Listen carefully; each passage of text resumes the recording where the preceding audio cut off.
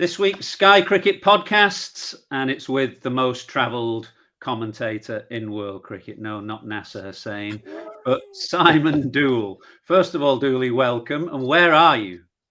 In Dubai at the moment, gentlemen. Nice to be with you. 33, 34 today, and not as cold as it was when I left England about 3 days ago. And what I know what's been on your radar. Somewhere?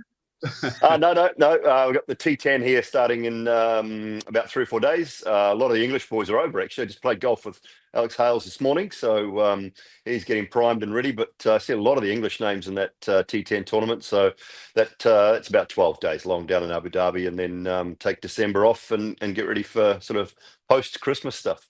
How was Alex Hales' game? I remember vividly when they beat India in Adelaide in the T20 World Cup semi-final. He said the best bit of his day was shooting about 1 under par, not beating India. Yeah, well, we managed to halve our cart match. So Hales and I played together. He shot 3 over. I shot 1 under today. So decent day. You might get in the England side with that sort of handicap. Exactly. Yeah, not sure. I mean, I know I used to slog it, but I'm not sure I keep up with some of those boys. Prime candidate. Now we want to turn our attentions to New Zealand's great win in India, which we touched on briefly, but we've been away, myself and Nas, for 10 or 15 days or so, and we haven't really gone into it in depth. I mean, first of all, it was a great win. Does it rank as New Zealand's greatest ever win? Absolutely. I look back at series, the 85-86 series in Australia. Sir Richard Hadley, obviously the 9 wickets at the Gabba and beating Australia in Australia at that time was pretty special. But there's no other time, I don't think, in New Zealand Test men's cricket history that there has been a better performance. Coming off the back of Sri Lanka, I thought, when we looked at the World Test Championship going into the Sri Lanka, India, and then the 3 home tests against England, you kind of felt New Zealand had to win 5. So they probably had to win 1 or 2 in Sri Lanka, because you just didn't think they were going to get there in against India. So it's kept their hopes alive. It was an unbelievable performance. And to beat them in their own conditions, pretty much at their own game too, in test number 2 and 3 was something really special. So for me, it ranks higher than any other performance. Did you see it coming at all? A 3-0? I mean, maybe a win, but did you see a 3-0 whitewash coming? Because New Zealand, let's be honest, were sort of a middling side. Some people talking about moving on to a different era, and yet continuously they put in a performance.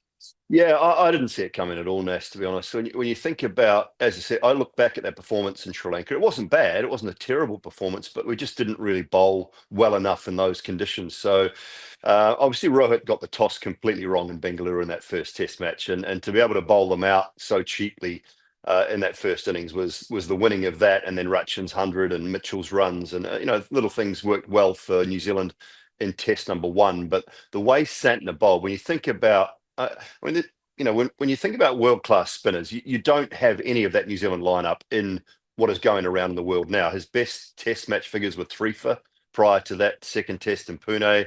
Ajaz had bowled really well in Mumbai on the last tour, but hasn't played a lot of test match cricket since then either. So I didn't see it coming at all. But the way they performed and the way they fought, and I think the captaincy was magnificent from Tom Latham. I think he deserves a lot of credit, obviously taking over from Tim Southee, and the way he captained that whole series.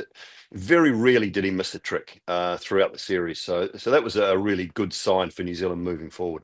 I was going to ask about Tom Latham. Was he the obvious candidate to take over from Tim Southee? Was it expected that he would do? And tell us a little bit about him, about his character. You said that he captained superbly. What in particular impressed you about him? I mean, first and foremost, the captaincy I thought was just the changes in and around getting the decision making right on most occasions, looking to spin when he had to, bowling Santner at the right times. I thought he could have perhaps tried Rachin Ravindra in a couple of the test matches a little bit as an option, but that's about the only thing he really missed, to be honest. His runs in the second test match, opening the batting in that second innings, were absolutely vital to New Zealand getting some sort of total for India to try and chase down. So as a character, you guys both know, you think about when you've been to New Zealand enough, if you open the batting in New Zealand conditions, it's going to be green. you're going to bat probably half the times, and if you can average 40 plus in those types of conditions when most of your first innings is going to be on a filthy green one, I think you're pretty, you class yourself in as a high quality opening batter, and he does that well.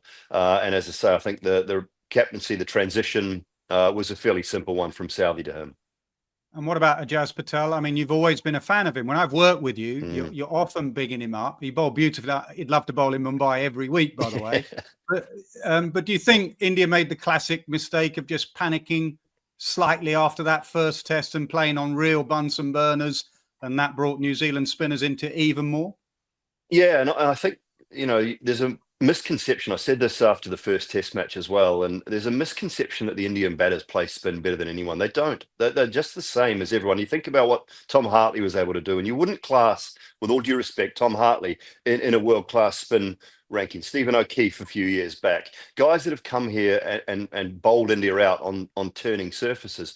What they've had going their way in the last 4, 5, 6 years is they've just played on better surfaces, and their spinners have been better. Ashwin, Jadeja, Akshar, Kuldeep. They've had the best spinners.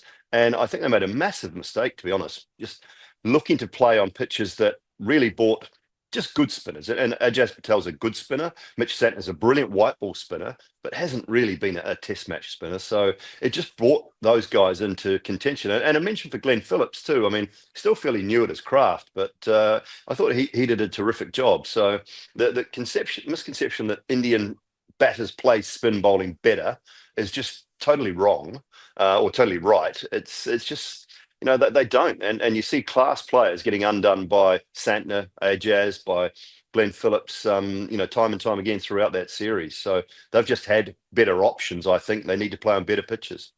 It's an extraordinary story, Ajaz Patel. I was looking at his figures. He's got 85 test wickets, every one of them taken away from home, and I think 25 or so in Mumbai, which puts him fourth on the all-time leading wicket takers at the Wankhede Stadium. I mean, he is the ultimate horse for a particular course.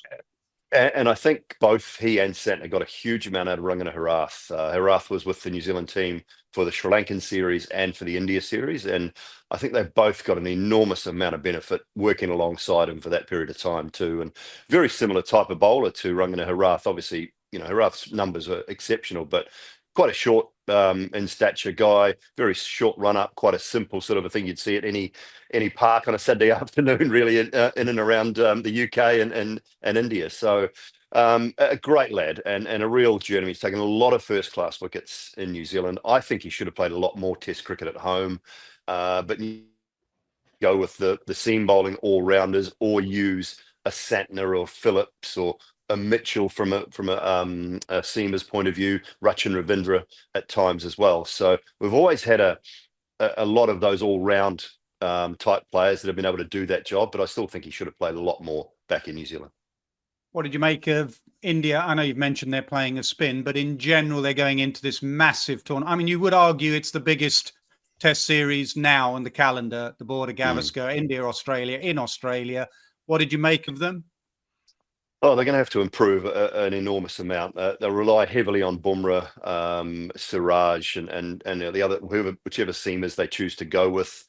I still think that if your best 5 bowlers include 2 spin bowling options, and that may be Jadeja and Ashwin, I still think they have to play them. There's no, you look at what Nathan Lyon can do in Australia. There's no reason why Ashwin, if he gets it right, can't do the same sort of thing. So I feel that at times teams have gone to Australia, particularly Indian teams, and just played a 4th seamer for the sake of it, or playing Nitish Reddy Kumar maybe as an all-rounder, rather than just playing your best 5 bowlers. And when 2 of those guys can bat as well as Jadeja and Ashwin do, then they give you those options anyway. From a batting point of view, they were loose. I don't think they, Shubman Gill looked good at times, Jaiswal looked good at times, but for the most part, they were very loose. Rishabh Pant, again, I mean, he's kind of shown that he is more than just a power hitter. He's got some real craft about him, and he can play the test match game as good as anyone in that side. His defensive technique is pretty good. I think he's probably one of the standouts from that series. But boy, they are going to have to improve a heck of a lot from where they were in that New Zealand series. I don't know what you feel, Ath, about your best side being your best side in whatever conditions. I mean, we just talked about Ajaz Patel there and horses for courses. And that was the problem for India against New Zealand, that World Test Championship final at what was the Ajaz Bowl. The lights were on and they played Jadeja and Ashwin. They played their best bowlers. And in fact, it was seamers that dominated. And I always think that's a slight issue with India. And they've got Washington Sundar now as well. So are your best bowlers just given, per first test match? It'd be fascinating what they do with the balance of their side. I guess it depends a little bit on the quality of the seamers, doesn't it? If you've got high quality seamers and enough of them, you can balance your side differently. But as you say, it was the ability of like Jadeja to balance the side at 7, which caused them problems. Can I ask Doully, when we were in India for the 5 Test match series, which was the start of last year, I had the sense that 1 or 2 within the kind of BCCI were a little bit worried about the way things were going. When we were there, they criticised a couple of young players for not playing in the first class domestic competition. And I think towards the end of our time there, they upped the pay for players playing in domestic competition. It was as if they feared or felt that, what they'd created with the IPL, which is obviously a mega competition now, was starting to maybe potentially have an impact on their domestic first class cricket and maybe what's coming down the line in Test cricket. Did you get any of that sense while you're in India as well? Yeah, no, I sort of talked about this a little bit as well. Just the fact that you still want your country, playing for your country, to be the pinnacle. And I think for a lot of these young guys growing up now, and I'm leaving the sort of the WPL aside at the moment, but for a lot of the young men growing up, the IPL is sort of the pinnacle for them. They think if they've got to the IPL, they've made it. And you almost don't have to play for India anymore. And that's probably, it shows you how big that tournament is, as you guys both know. But it does deter a little bit from that national side, and particularly the way that they're playing now, that young players, it's a bit of at times a carefree kind of attitude. And I think I saw that through that New Zealand series. One of the players you were talking about, Shreyas Iyer, he just basically said, I don't want to go and play Ranji Trophy. I don't want to go back and play domestic cricket. Now, before the New Zealand series, there was an opportunity for some of the players to go and play some Ranji Trophy. They chose not to. Some of them did, some of them didn't. So you still want that carrot to be there from an Indian, the blue shirt. You want that badge on your chest rather than just the IPL franchise team to be the be all and end all for them. And I think there are still enough players around that want to play for India, but there are plenty around also that think that the IPL is the biggest and greatest thing. And have they made a rod for their own back through the success of that IPL? You would probably say at times maybe. But there's so much talent and such a vast array of players and domestic sides that some will always shine through, and they'll always find a good enough player to play in that Test side, I think.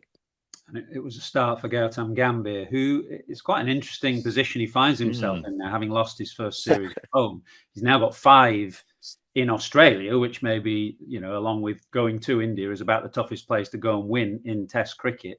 And then 5 in England, which is no cakewalk either. And there were, I don't know how much of this was overplayed, but a sense that he was a bit snappy in one of the interviews at the start of the Australian tour when he responded to something Ricky Ponting had said. It's not like the Aussies to get under your skin, though, is it? I mean, it could be a shorter tenure than Greg Chappell's tenure in charge of India, couldn't it? This one, who knows? Look, we all know that. I mean, we've all sort of sat alongside Gautam, or you've seen him play. You know, he can be that gruff type of character. Is it what India need at the moment? They felt it was.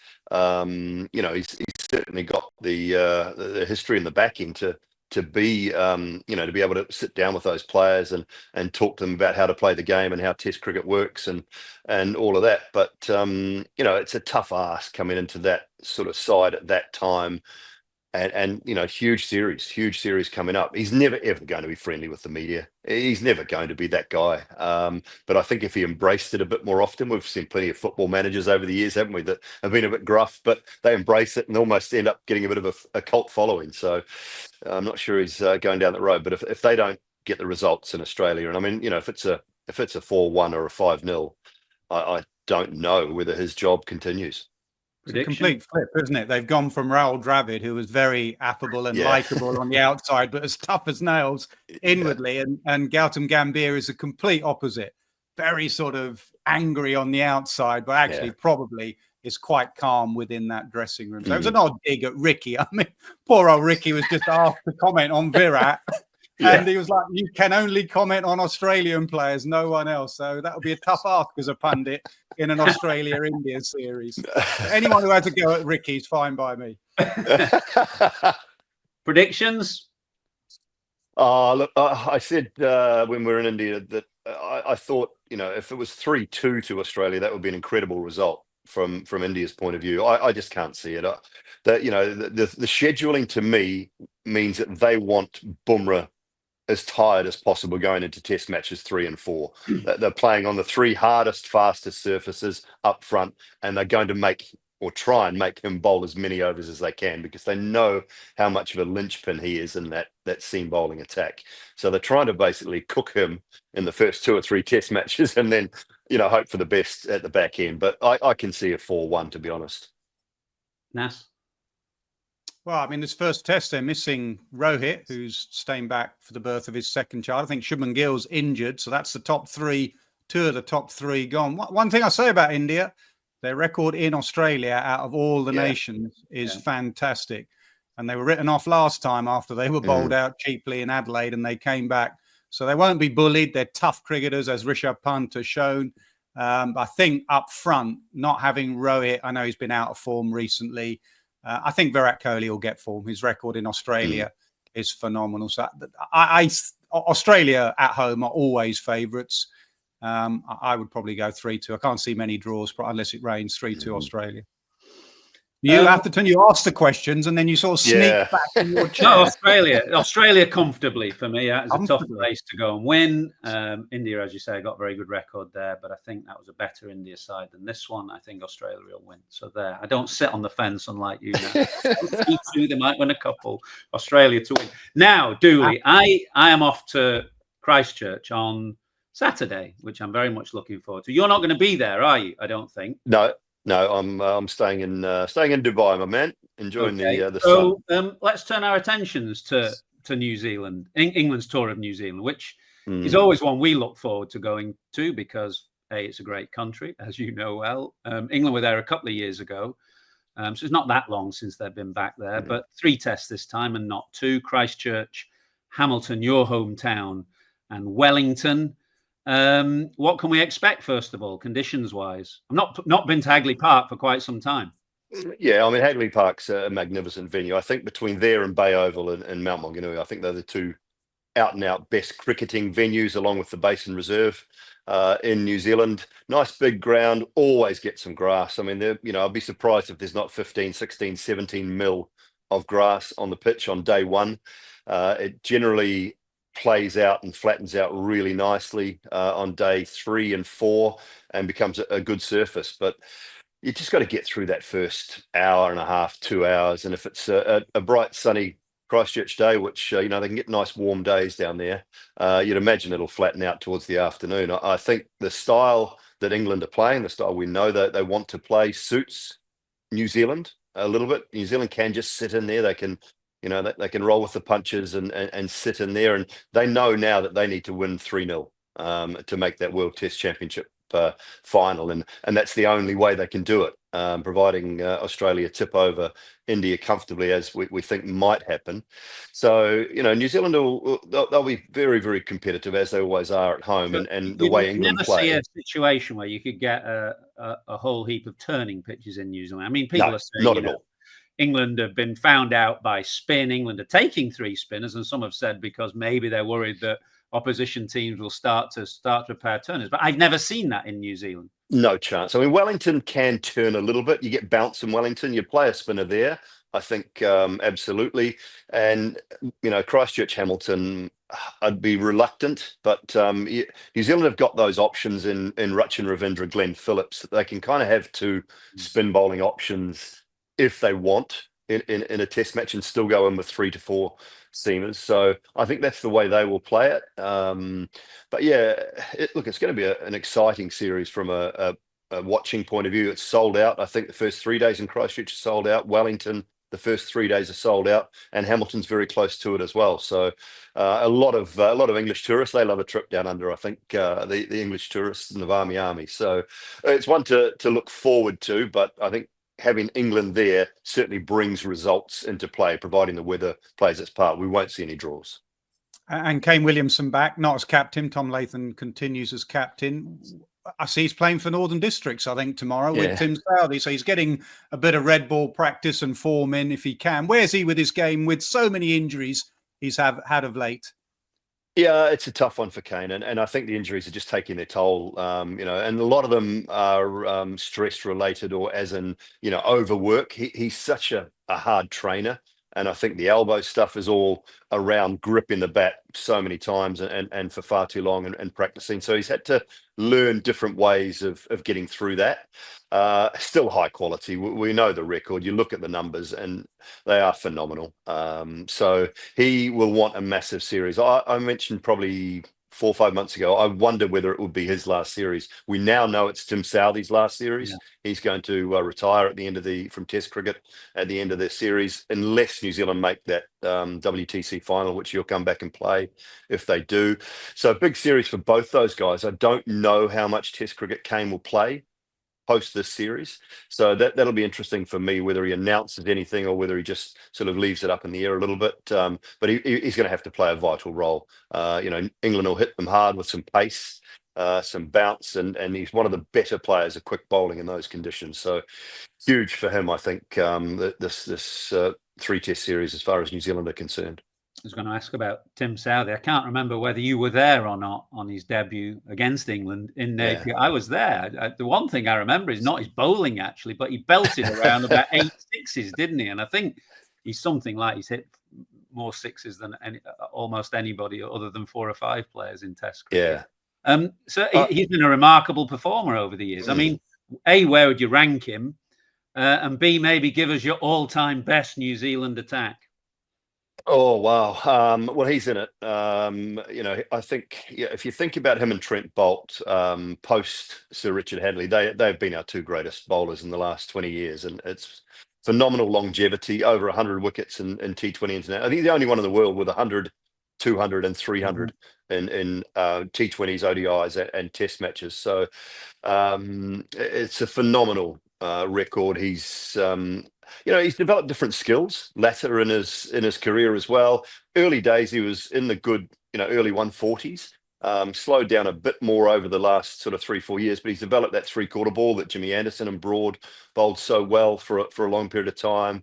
Upped his skills in different ways. His batting's probably the one thing that he'd be most disappointed with. I thought the innings in Bengaluru to bat alongside Rachin Ravindra in that first Test match was vital. But I think that Test score you're talking about is still his highest ever Test score on debut. So that's probably the one disappointing aspect that he will feel he could have been better at from a Test match point of view. But he ranks, I think he ranks equal second with Trent Boult. And if you want another seamer in that all-time bowling attack, I'm going to throw Shane Bond in there. So Hadlee, Bond, Southee, Boult, and Daniel Vettori. If you're looking from a Test bowling point of view, he's the second best New Zealand's bowler. Is he also the second best from Northern Districts, or to play for Northern Districts after one time and all? Did he learn it all from you, Doully? I think he's at the top of that tree. Yes, I think he's at the top of that tree. My longevity struggled. That's what held me back. But no, look, he's been an unbelievable performer, and that combination of Wagner, Boult, and Southee. That was New Zealand's peak, really. 3 guys with in excess of 200 Test match wickets apiece. It led, those 3 led that attack brilliantly for a long period of time, and a lot of New Zealand's success came with those 3 in the side, and Tim Southee was right at the top of it. Is it the right time to go, in your opinion?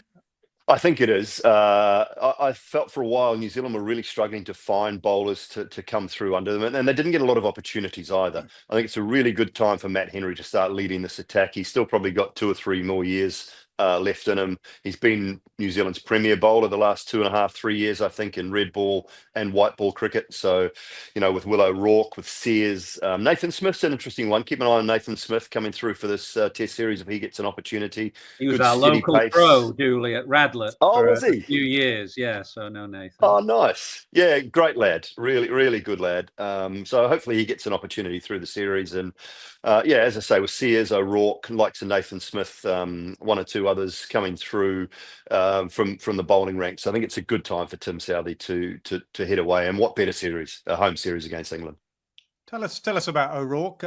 We haven't seen much of him in England. He's had an excellent start to his Test career, 7 Tests, 19 apiece, bowled well in that first Test match. What are his attributes?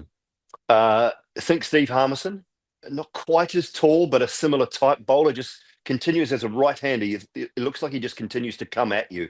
And you guys would have played a lot against Courtney Walsh. You always felt like he was in at your ribs or in at your hips or targeting that sort of area. And O'Rourke's a similar type bowler. Didn't bowl as quick in India, which can happen, as he did in the home summer last season. But good 140s, tall. Gets awkward bounce and he'll cause issues. A bowl often to a right-hander with a leg slip or a leg gully. So on New Zealand's sort of reasonably fast bouncy surfaces, look for that to come into play in that England series. But a lovely kid, really nice. I had dinner with the New Zealand manager and in India, and he couldn't believe how nice a lad he was. Sometimes too nice for a fast bowler, but I think that'll come in time. It's a return home to some extent for Ben Stokes. I think he flew ahead of the rest of the England players because he's obviously still got family in Christchurch, and obviously for Brendon McCullum. Just what's been the view of the McCullum leadership of England's Test team, and obviously that's going to broaden out now. We saw as England finished their tour of the Caribbean that England have cut a couple of the backroom staff in the white ball setup, which news that came out today about Carl Hopkinson and Richard Dawson, which seems to marry a little bit with Brendon's approach in the Test match team, which has been very much to cut down the backroom staff and really skin it to the bone and have fewer people around. He's obviously had a massive impact. Is there any sense in New Zealand that they would have seen McCullum's impact as a kind of very short-term impact that's harder to keep going over a longer period of time? And the recent drop-off of England's performances in Asia, should we be worried that the impact that he's had is not going to be there for the long term? I think when you have, dare I say, one philosophy, and that's to be aggressive, I think there are times where some of the players in the side have just looked like they are trying to find their own way too. And I think Joe Root's probably done that. And we know the class and the quality of a player like Joe Root. But if you only have one philosophy and one way to select a side, it kind of detracts a little bit from a county cricket point of view where guys are just toiling hard day in, day out. What do you want from your players coming through? What are you encouraging your 4-day players to do at a domestic level? I think that's probably something that's been talked about quite a lot.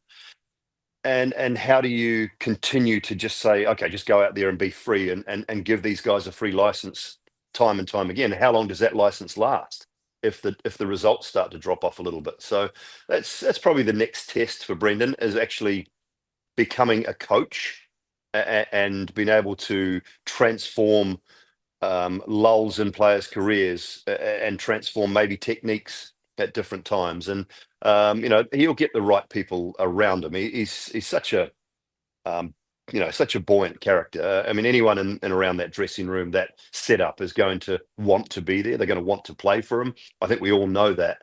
But it's just that next step, that evolution in his coaching career, I think, that he's probably looking for now.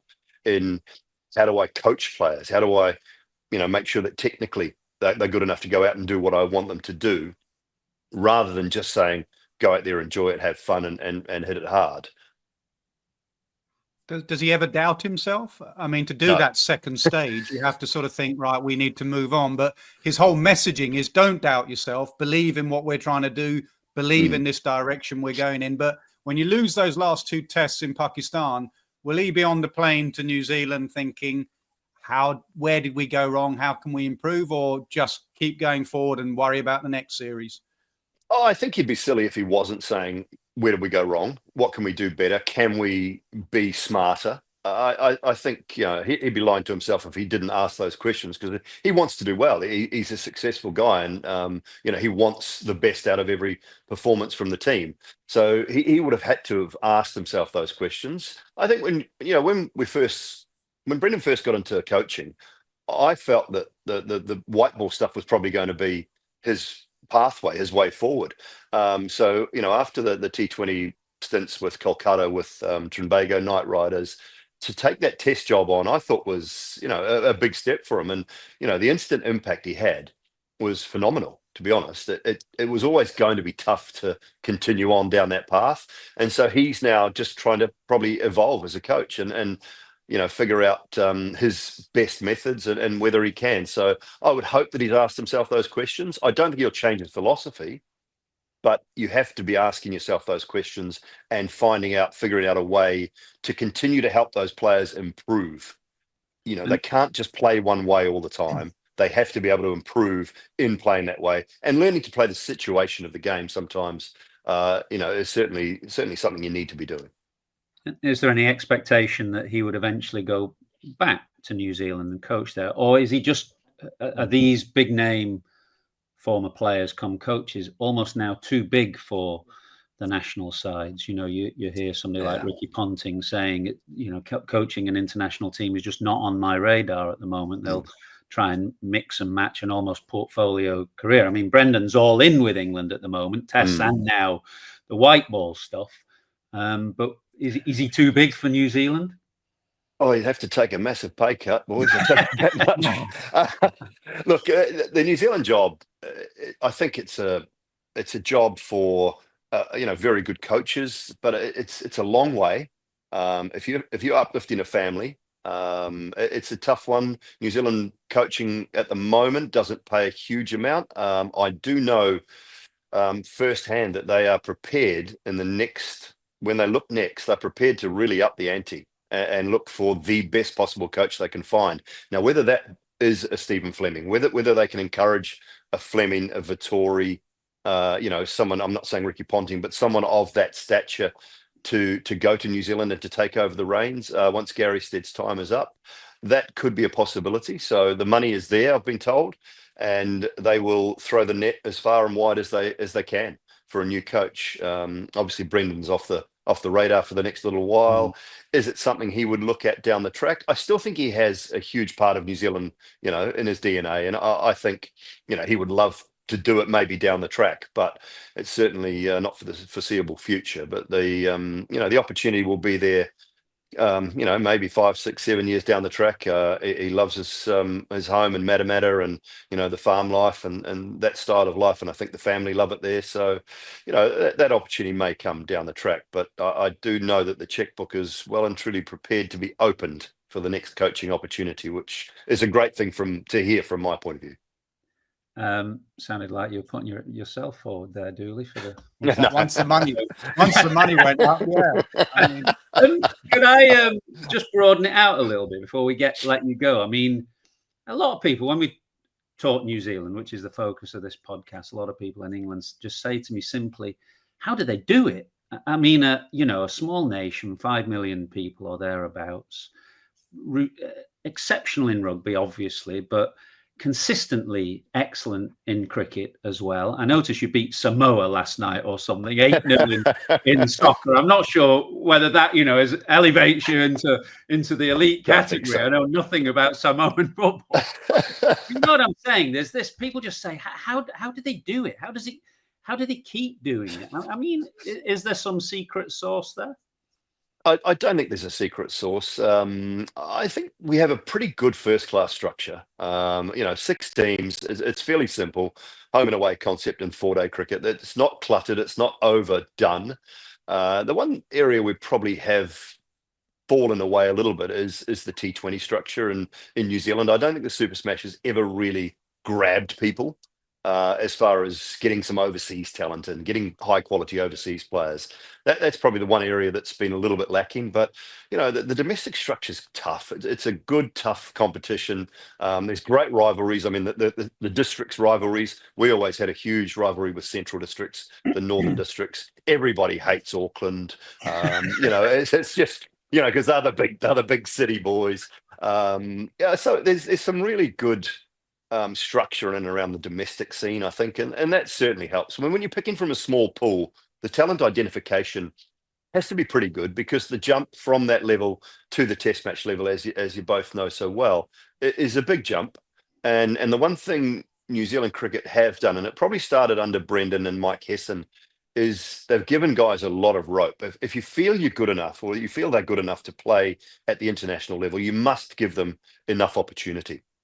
You can't just be casting guys aside after 4, 5, 6 test matches, because it's too difficult.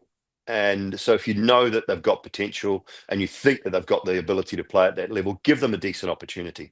And I think that's one thing New Zealand cricket have probably done pretty well, in keeping the players on their side and actually producing and enhancing, developing that talent. And thinking about New Zealanders in football, just quietly though, Atherton and Nasser, Chris Wood. That's the reason Forest. It's the reason Forest are up the top, aren't they? I think every Nottingham Forest fan is probably a New Zealand football fan. So we might have gained a few over the last couple of years. Broady will love you for mentioning Forest on this podcast. Going back to that smaller crop of players, do you think that's what McCullum, his thinking has transferred into English cricket as well, a little bit, with the consistency of selection, with the fact that we've picked this crop and we're going to stick with them? Because that's what New Zealand historically have done. If you turn up to a world event or even a test series, the New Zealand squad pretty much months out. There may be Rachin Ravindra's come in recently, or Will O'Rourke, but they stick with players. Do you think that's transferred into McCullum's thinking here? Yeah, I've often wondered that, how far what Doully call the New Zealand DNA, which obviously runs hard through him, how much that affects his approach to coaching and selection and talent ID. I mean, it's a long time. England have gone to a more stable selection policy for a long time now. I mean, it's light years away from where it was in the 80s and 90s, when there was a revolving door. And I guess the balance is not to make sure that it's a closed shop. It's a fine line, isn't it, between giving your players confidence, backing them to the hilt, allowing them to go and flourish in the way that you want them, and not being a closed shop, and not having the disconnect that I think, Doully, you kind of referenced there between, an elite test team and then all the striving county pros. The striving county pros still need to feel that there's an avenue into the test team. So you can't have a complete disconnect between your international setup and your domestic setup. One's got to feed the other, which is part of, I think, of what you were saying is the strength of New Zealand cricket. Yeah, I think that's a great point, and that's one of the things. So all of the coaches, and again, it's completely different and tougher to do than it is in the UK. We've got 6 teams, so the 6 coaches are kind of under the New Zealand cricket umbrella. Their salaries, half of their salaries, I think even more than half their salaries, is paid by New Zealand cricket. So you're not asking the counties as such to sort of fund everything. New Zealand cricket has a goal, and that is to win test matches, to win tournaments, to promote the White Ferns as well, who obviously with their World Cup win was brilliant for women's cricket. So it's a huge, big umbrella that is basically just sits at the top as New Zealand cricket, and the goal is to win. And how do we win as a small nation? We make sure that all 6 counties are actually moving in the right direction and in the same direction. And I think that does play a big role in it.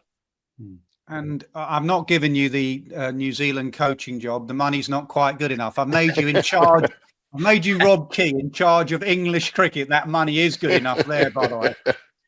For that reason, what you've just talked about, if you had a completely blank piece of paper, would you have 18 counties, or should English cricket be a bit more elitist at the county level or franchise level, whatever you want to call it?